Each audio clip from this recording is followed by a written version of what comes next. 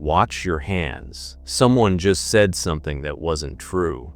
And your fingers, they're already reaching for proof. Screenshots, receipts. The perfect explanation. Stop moving. You just lost. Not the argument. The game underneath the argument. They didn't want truth. They wanted your reaction. And you gave it to them for free. Here's what's actually happening.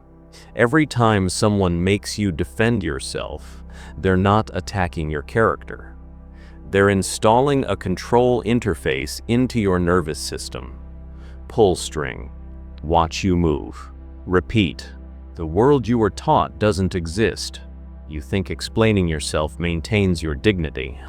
But explanation is just the sound of someone else winning. Because here's the mechanism. Emotions make you predictable. Predictable makes you controllable. Controllable makes you irrelevant. Machiavelli understood this 500 years ago. Power doesn't flow to the person with the best explanation. It flows to the person who controls the frame. And when you defend yourself inside someone else's frame, you just made them the judge.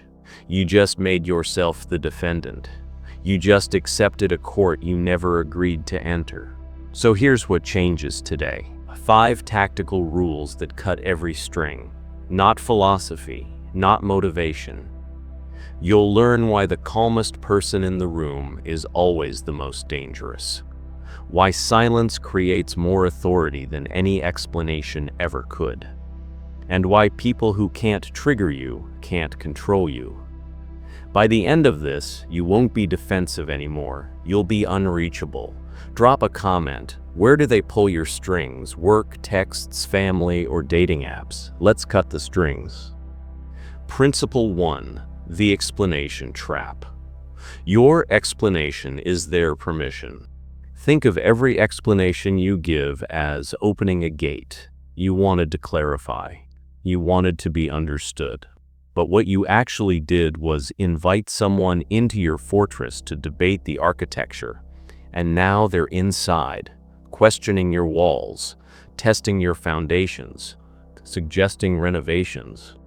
Machiavelli wrote that power belongs to whoever sets the terms of engagement, not the strongest, not the smartest, the one who decides what the fight is about. When someone says, "Why did you do that?" they're not asking for information. They're creating a courtroom. And the moment you answer, you accept 3 things. They have the authority to question you. You owe them an account of yourself. Your worth is now on trial. None of this was true 10 seconds ago. But your explanation made it true. The workplace accusation. Scene, Tuesday morning. Slack channel. Them. Just curious, why didn't you loop me in on that client email? What most people do, "Oh, I didn't think it was relevant to your role. Plus you were on PTO Friday, and I already had Sarah's input, so I just moved forward. No offense intended." What just happened? You accepted the premise that you did something wrong. You accepted that they deserve an explanation. You accepted that their approval matters. Now they respond, "I mean, I would have appreciated a heads up." It's just respectful. And now you're defending your level of respect. The frame deepened. You're smaller than you were 2 messages ago. Soft, redirect the frame. It's handled. Anything else you need today? Firm, name the game. I don't operate by committee. If there's a real issue, let's schedule time. Exit, cut the string, no response. Move to next task. Notice what didn't happen. No explanation, no defense, no acceptance of their authority. You changed the court. 1-sentence script you can use. I don't explain decisions I'm confident in. If this is changing how you see workplace power, hit subscribe. This channel teaches you to move through the world like you're untouchable. Because you will be. Principle 2. The silence weapon. A group chat, someone takes a shot at you. Them, interesting that you're suddenly an expert on this. Do I respond? Do I ignore it? If I ignore it, do I look weak? If I respond, do I look defensive? Everyone's watching. I need to say something sharp, something that shuts this down without making me look rattled. You type something. Delete it. Type again. Your pulse is up. Your jaw is tight. What most people do, they send something clever. I'm not an expert, just someone who reads before speaking. And now the thread lights up. 3 more people chime in. You're in a debate you never wanted. Here's what you didn't see. That person wasn't trying to debate you. They were trying to move you, and you moved. Machiavelli knew that the person who reacts first reveals their weakness. Because reaction is involuntary, it shows what you care about. What threatens you, what you'll defend. And once someone knows what you'll defend, they know exactly where to strike next time. Every time you react, you give someone data.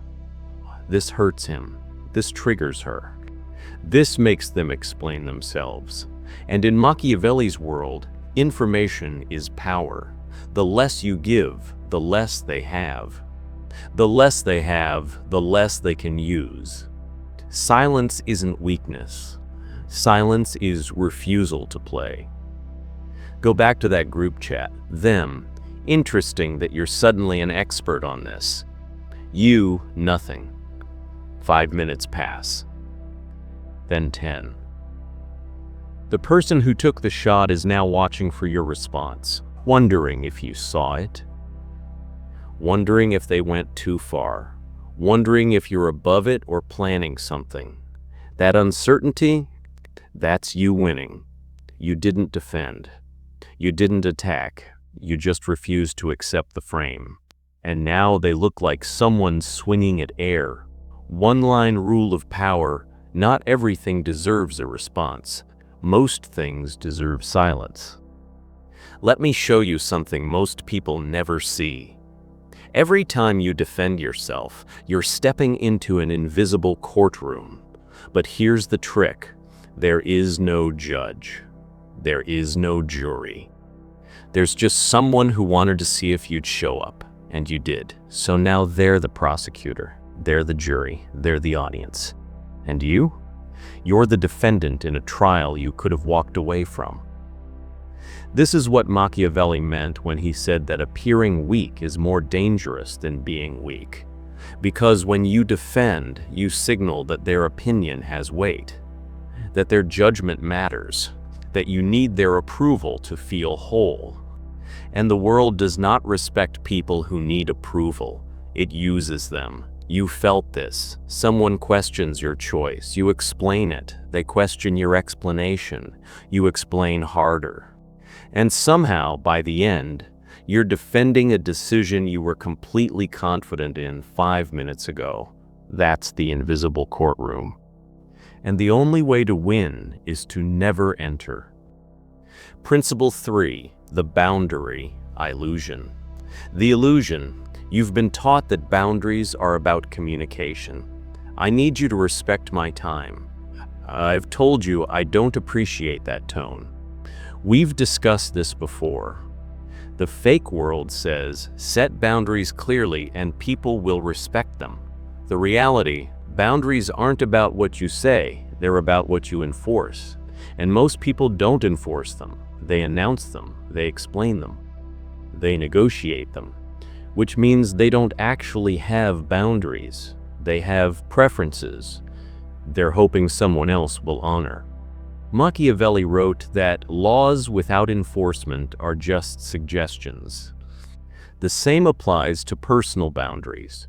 When you say, I don't appreciate when you text me after 10 p.m., and then respond to a 10,047 p.m. text with a paragraph. You didn't set a boundary, you set a request. And requests are optional. People don't respect what you say, they respect what you do. A friend constantly cancels plans last minute. Hey, I need to talk to you about something. When you cancel last minute, it's really frustrating. I rearrange my whole day, and then I'm just left hanging. I'd really appreciate if you could give me more notice or just be more reliable. Can we work on that? What just happened? You explained your pain. You asked for better treatment. You negotiated for basic respect. And now they know you'll tolerate it as long as they apologize. What they hear, I'm upset, but I'll keep showing up. Next time they cancel last minute, you don't explain your boundary. You demonstrate it. Them, hey, something came up. Can we reschedule? You, no worries. And then you stop making plans with them. No lecture, no explanation. No emotional labor trying to teach them how to treat you.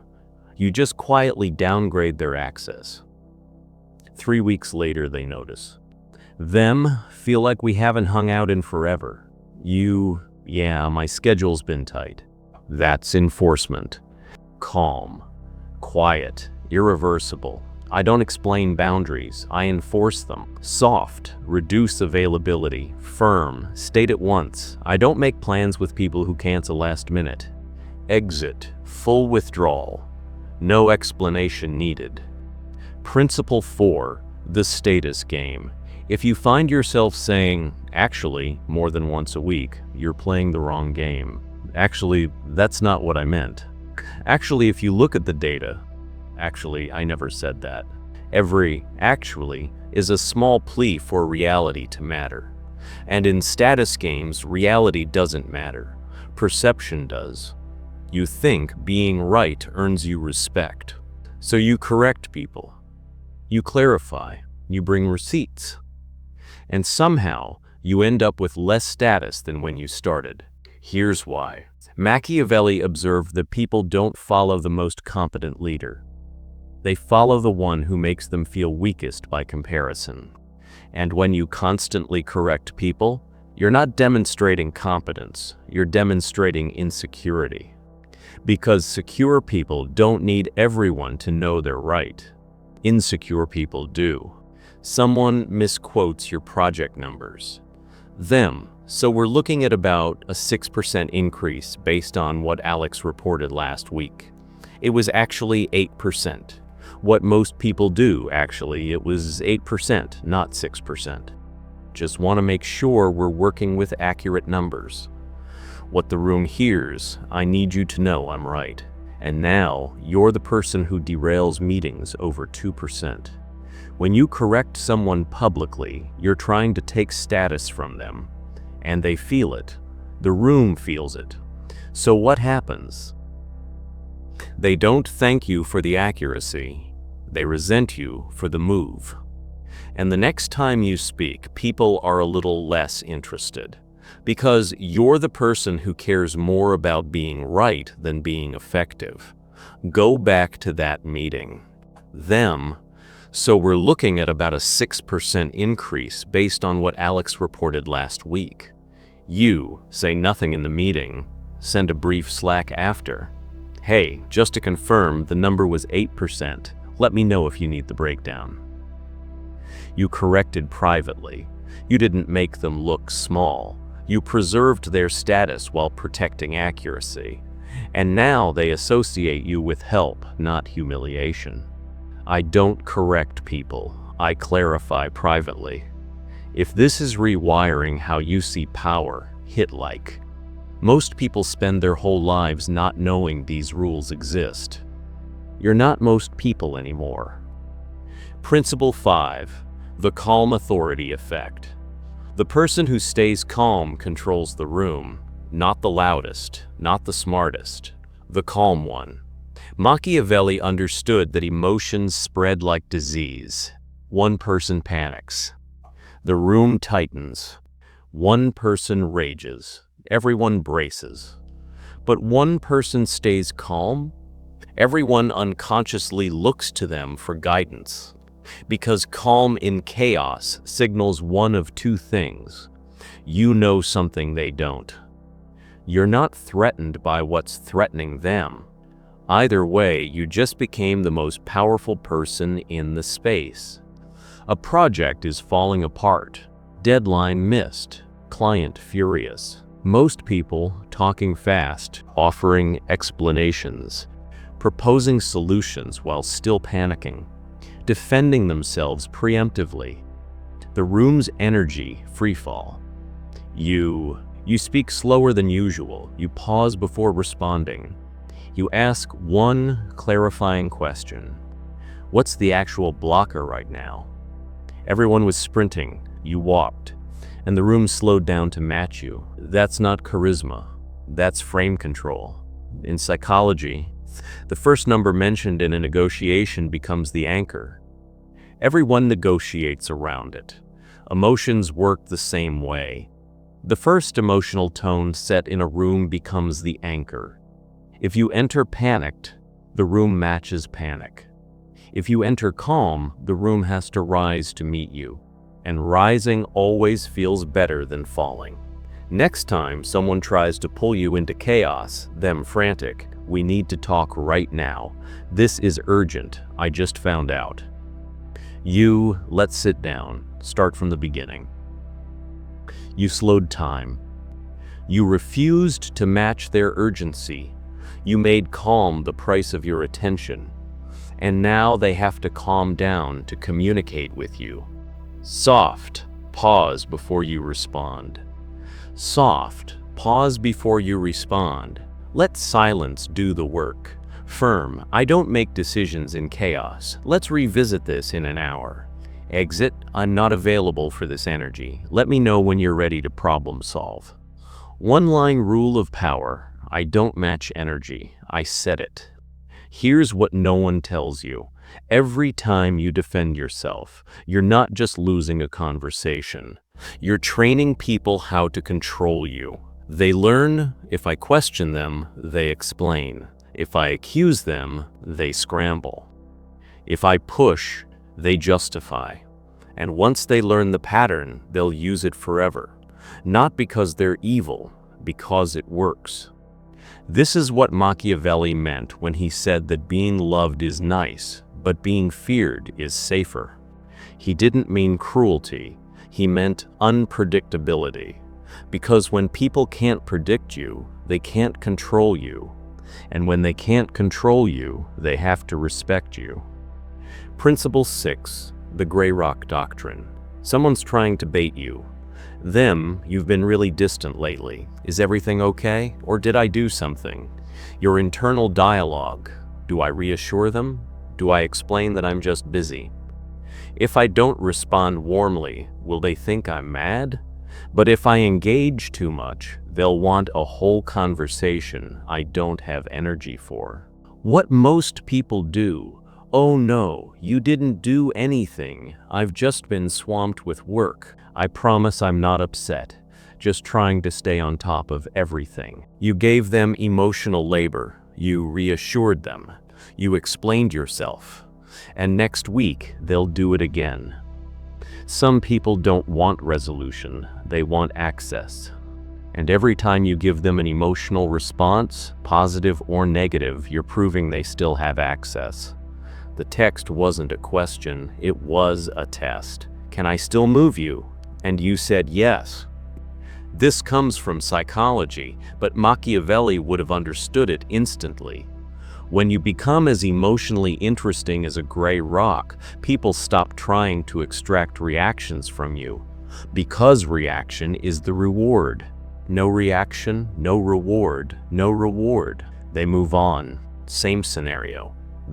You've been really distant lately. Is everything okay, or did I do something? I'm good, just busy. No elaboration, no reassurance. No emotional labor. It gives them nothing to work with, no emotion to mirror, no explanation to question, no vulnerability to exploit. And if they push again, are you sure? You seem off. I'm sure. Same energy, same brevity. Eventually, they'll get bored. Not because you're rude, because you're unrewarding. I don't perform emotions for people who aren't entitled to them. The workplace gossip. Did you hear what happened with Sarah and the VP? Insane, right? Most people engage, speculate, bond over the drama. I haven't been following it. End of conversation. Principle 7, the redirect master. When someone attacks you, you think you have two options. 1, defend yourself. 2, attack back. The fake world teaches you to pick one. There's a third option. Change what the conversation is about. This is the most advanced move in frame control, and most people never learn it because they're too busy defending or counterattacking to realize the frame itself is the weapon. Machiavelli advised leaders to never fight on terrain chosen by their enemies, because fighting on their terrain, even if you win, reinforces their right to choose the terrain. Instead, change the terrain entirely. When someone says, "Why did you do that?" they're trying to make the conversation about your behavior, but you can make it about their pattern, their motive, their credibility, not as an attack, as a redirect. Them, "Why didn't you respond to my email from last week?" Defendant response, "I've been slammed. I'm sorry, I should have gotten back to you sooner. I'll try to be better about that." Redirect response, "I respond to emails based on priority. Was there something time-sensitive in there? You didn't defend. You didn't apologize. You changed what the conversation is about. Now it's not about your responsiveness. It's about whether their email warranted urgency, and suddenly they're the one who has to justify themselves." Learn these 3 structures. The priority redirect. I respond based on priority. Was this urgent? You've brought this up 3 times now. What's the real issue? The motive redirect. What are you actually asking me right now? Someone blindsides you in a meeting with criticism. Them, "I'm concerned that Alex's approach on this project has been inconsistent." Defensive response, "I wouldn't say inconsistent. I've been adapting to new information." You're now defending your consistency. Redirect response, "What outcome are you trying to improve here?"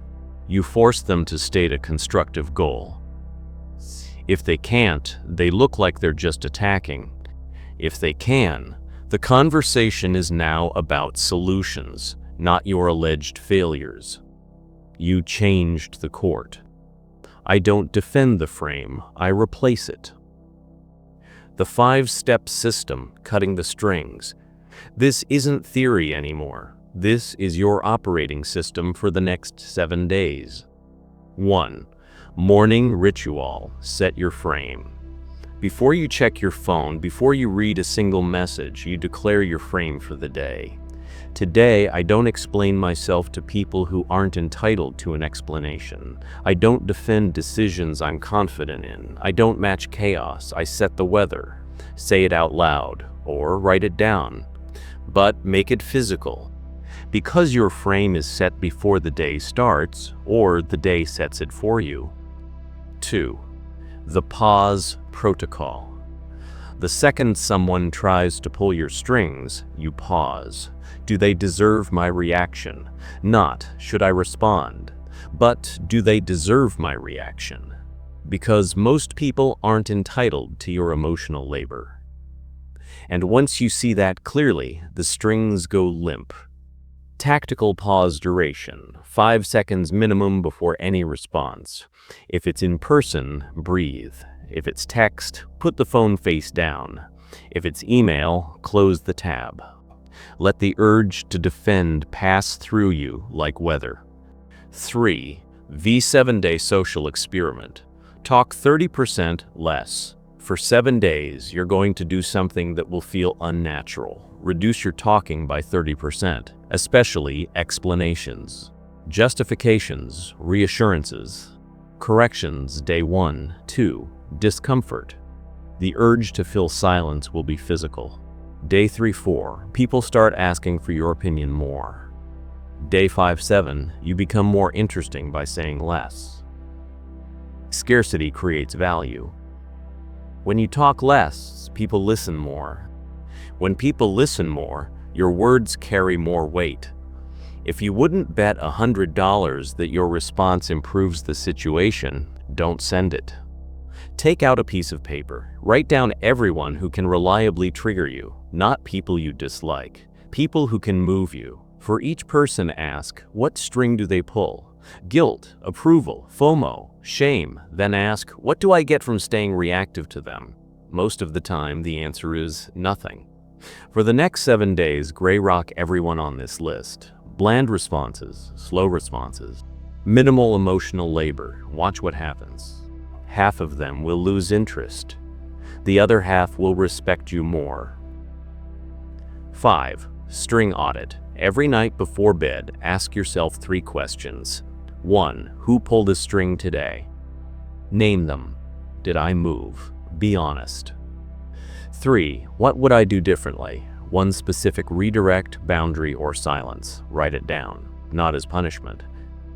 As pattern recognition, because you're not trying to be perfect, you're trying to be less controllable every day. And every day you document the strings, they lose a little more power. Bonus, the weekly reset. Every Sunday, review the week. Ask, who tried to shrink me this week? Who did I allow to shrink me? What frame did I accept that I should have rejected? Then burn the page. Literally. Because you're not carrying last week's strings into this one. Let's zoom out. This isn't just about winning arguments. This is about building a version of yourself that people can't manipulate.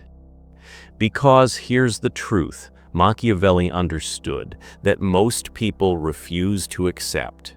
The world doesn't reward the most moral person. It doesn't reward the nicest person. It rewards the person who can't be moved. When you stop defending yourself, you stop giving people the material they need to control you. When you stop explaining yourself, you stop accepting courts you never agreed to enter. When you stay calm while everyone else spirals, you become the anchor in every room. And that's not cruelty, that's sovereignty. This is strategic self-defense. This is emotional clarity turned into social leverage. This is what it looks like when you stop being reactive and start being unreachable. Naive to strategic, reactive to selective, defensive to dangerous. And dangerous doesn't mean violent. It means I can't be controlled. If you want more of this, if you want to keep building the fortress, subscribe. This channel is where reactive people become unreachable. And drop a comment. What change starts today? Is it the 30% less talking? The boundary enforcement? The pause protocol? Tell me which string you're cutting first. You were never weak. You were just playing a game where explaining yourself was considered strength. It's not. Silence is strength. Unreachability is strength. And now you know the rules. The world doesn't pull the strings of people who won't move.